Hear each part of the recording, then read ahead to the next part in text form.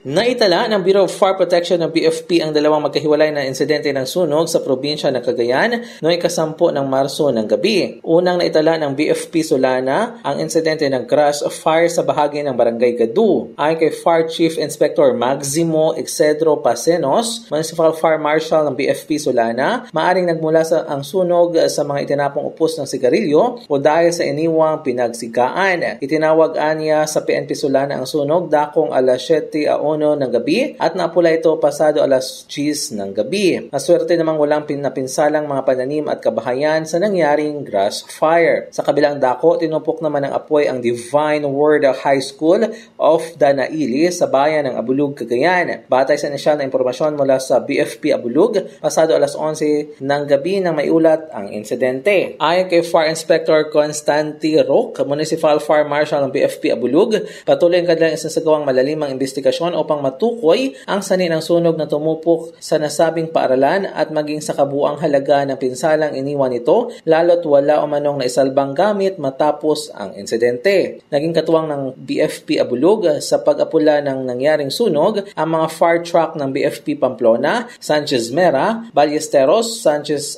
Santa Marcela at Luna sa probinsya ng Apayao. Mula dito sa Cagayan, MJ de la Cruz para sa Radyo Alternatibo, Balita Nationwide.